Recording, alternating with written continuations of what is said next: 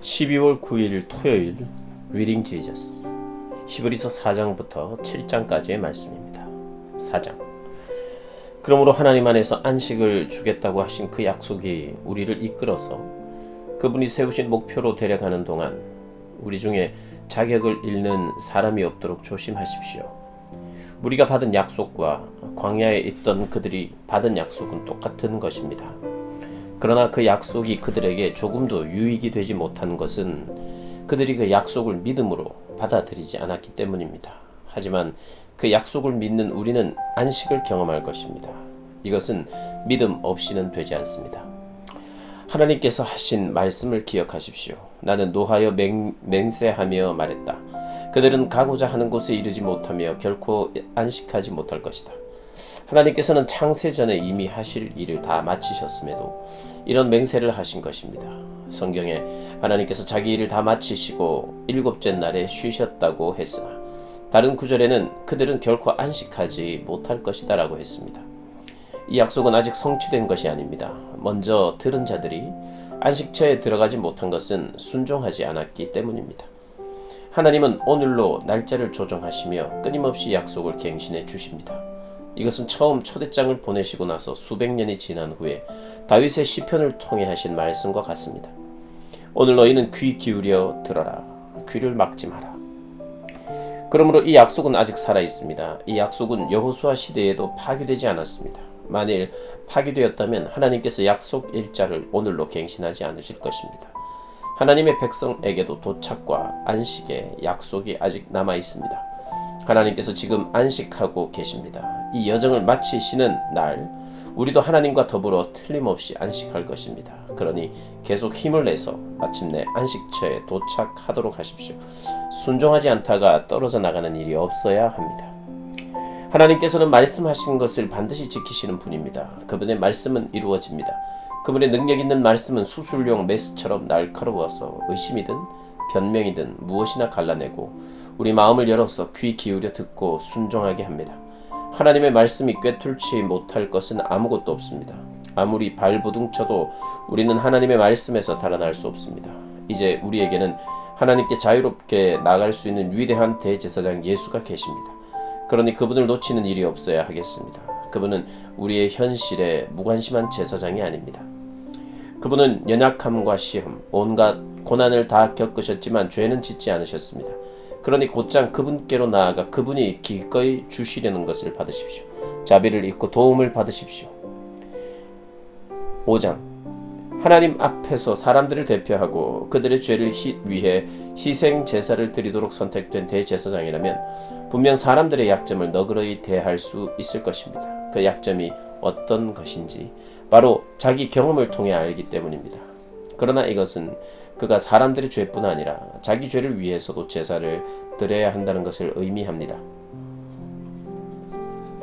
이 영광의 자리는 사람이 스스로를 세워서 얻을 수 있는 것이 아닙니다. 아론과 같이 하나님의 부르심을 받아서 얻는 것입니다. 그리스도께서도 스스로를 세워 대제사장이 되신 것이 아니라 너는 내 아들이다. 오늘 내가 너를 기뻐한다고 말씀하신 하나님께서 따로 세워주셔서 되신 것입니다. 다른 곳에서도 하나님께서는 너는 멜기세덱의 반열에 따른 영원한 제사장이다라고 선포하셨습니다. 예수께서 이 땅에 계실 때 자신이 죽을 것을 미리 아시고 고통 가운데 부르짖으시고 슬픔의 눈물을 흘리시며 하나님께 제사장의 기도를 드리셨습니다. 그분이 하나님을 높이시는 것을 보시고 하나님도 그분께 응답하셨습니다. 그분은 하나님의 아들이셨지만 우리와 마찬가지로 고난을 받으심으로 신뢰와 순종을 배우셨습니다. 이처럼 완전한 성숙의 상태에 이르시고 또한 하나님께 멜기세덱의 반열에 따른 대제사장으로 임명되심으로 그분은 믿음으로 순종하는 모든 이들에게 영원한 구원의 근원이 되셨습니다. 멜기세덱에 관해서는 할 말이 많지만 여러분의 귀 기울여 듣지 않는 나쁜 습관 때문에 여러분을 이해시키기가 어렵습니다. 지금쯤 여러분은 선생이 되어 있어야 마땅한데도 내가 보기에 여러분은 하나님에 관해 기본부터 다시 가르쳐줄 사람이 필요한 것 같습니다. 오래전에 단단한 음식을 먹었어야 했건만 여러분은 아직도 아기처럼 젖을 빨아야 할 형편입니다. 젖은 하나님의 방식에 미숙한 초보자들이 먹는 것입니다. 성숙한 사람들은 단단한 음식을 먹습니다. 그들은 경험으로 옳고 그른 것을 분별할 줄 아는 사람들입니다. 6장. 그러므로 유치원생 수준으로 그리스도를 그리는 데서 벗어나 멋진 작품을 만드십시오. 그리스도 안에서 무럭무럭 자라가십시오. 그 기초가 되는 진리는 자기 힘으로 구원받으려는 노력을 버리고 하나님께 돌아서서 그분을 신뢰하는 것과 세례에 관한 가르침과 안수와 죽은 자의 부활과 영원한 심판입니다. 하나님께서 도와주시면 우리는 이 모든 진리를 충실하게 붙들 수 있을 것입니다. 그러나 그 이상의 것이 있습니다. 그러니 계속 나아가십시오. 한때 빛을 보고 하늘을 맛보고 성령의 역사에 참여하고 하나님의 선하신 말씀과 우리 안으로 돌파해 들어오는 능력을 경험한 자들이 등을 돌려 그 모든 것과 관계를 끊어버렸다면 그들은 아무 일 없었다는 듯이 처음부터 다시 시작할 수는 없습니다. 그것은 불가능한 일입니다. 그들이 예수를 다시 십자가에 못 박고 공개적으로 부인하는 것이기 때문입니다. 바싹 마른 땅이라도 비를 흠뻑 빨아들여서 농사짓는 사람에게 풍성한 곡식을 내면 하나님께 잘했다는 칭찬을 듣습니다. 그러나 잡초와 엉겅퀴를 내는 땅은 저주를 받습니다. 그 땅은 불에 타서 수확할 것이 없습니다. 친구 여러분, 나는 그런 일이 여러분에게 일어나지 않으리라고 확신합니다. 나는 여러분이 구원의 여정에서 이룬 더 나은 것이 있다는 것을 생각하게 됩니다.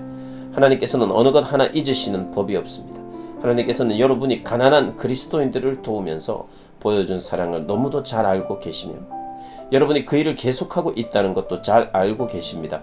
이제 내가 바라는 것은 여러분 각자가 튼실한 소망을 향해 동일한 열정을 펼쳐서 마지막까지 그 소망을 유지하는 것입니다. 헌신적인 믿음으로 끝까지 달려가서 마침내 약속받은 것을 전부 얻는 사람이 되십시오. 하나님께서는 아브라함에게 약속하실 때 자신의 명예를 걸고 분명하게 약속하셨습니다. 하나님께서는 내가 약속한다. 내가 가진 모든 것으로 너에게 복을 주겠다.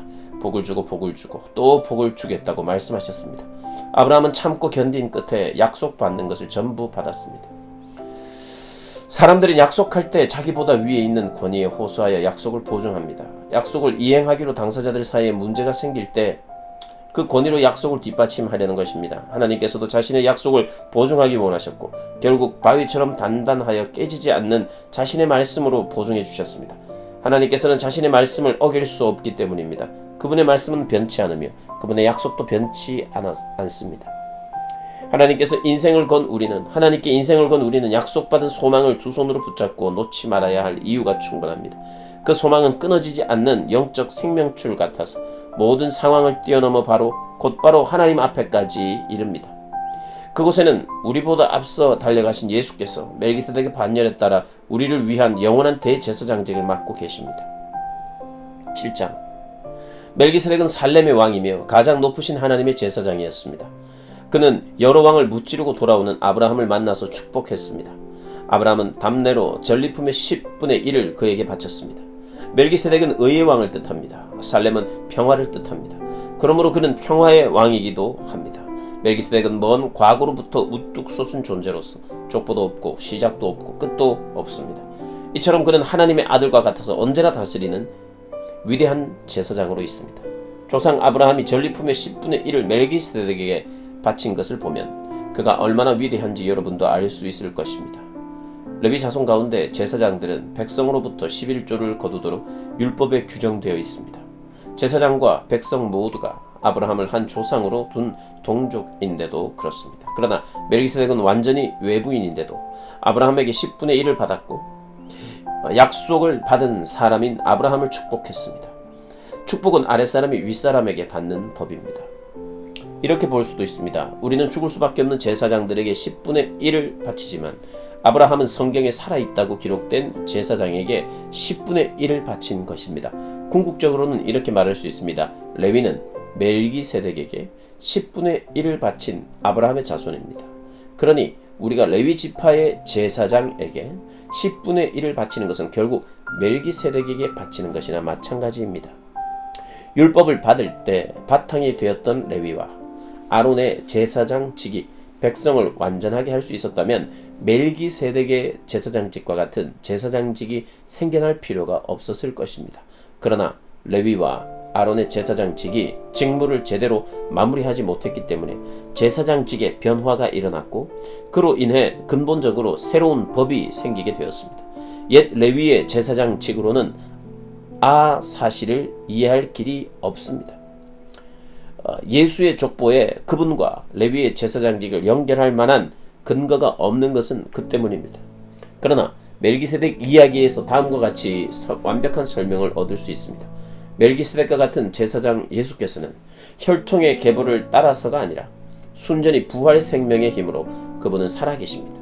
멜기세덱의 반열에 따른 영원한 제사장이 되셨습니다. 이전의 방식, 곧 율법 제도는 기대했던 것만큼 효력을 내지 못해 폐기되고 말았습니다. 율법은 아무것도 성숙에 이르게 하지 못했습니다. 그러나 이제 효력이 분명한 우리를 하나님의 임재 속으로 곧바로 데려가다 주는 또 다른 길이 그 자리를 대신했습니다. 그 길은 다름 아닌 예수이십니다. 옛 아론의 제사장직은 하나님의 명시적인 확증 없이도 자동적으로 아버지에게서 아들로 계승되었습니다. 그러나 하나님이 개입하셔서 새롭고 영원한 제사장직을 제정하시고 다음과 같은 약속을 덧붙이셨습니다. 하나님께서 약속하셨으니 그 약속을 철회하지 않으실 것입니다. 너는 영원한 제사장이다. 이처럼 예수께서는 우리와 하나님 사이에 더 나은 방식, 실제로 효력 있는 방식을 보증하는 분이 되셨습니다. 이것이 다름 아닌 새 언약입니다. 전에 제사장이 많았던 것은 한 사람이 죽으면 다른 이가 대신해야 했기 때문입니다. 그러나 예수의 제사장직은 영원합니다. 그분은 지금부터 영원까지 제사장으로 계시면서 자기를 통해 하나님께 나아오는 모든 사람을 구원하시고 언제나 그들 편에서 말씀해 주십니다. 이제 우리에게는 우리의 필요에 완벽하게 들어맞는 한 분 대제사장이 계십니다. 그분은 온전히 거룩하시고 죄가 전혀 없으시며 그 권세가 하늘 높이 하나님 계신 곳까지 이릅니다. 그분은 다른 제사장들과 대제사장들과 같지 않으셔서 우리와 우리 죄를 위한 희생제물을 드리기 전에 매일같이 자기 죄를 위해 희생제물을 드릴 필요가 없으십니다. 그분께서 자기 몸을 희생제물로 드리심으로 영단번에 그 일을 완성하셨기 때문입니다. 율법은 일을 제대로 해내지 못하는 사람들을 어쩔 수 없이 대제사장으로 세웁니다. 그러나 하나님이 개입하셔서 율법 다음으로 주신 명령은 영원토록 완전하신 아들을 대제사장으로 세웁니다. 아멘.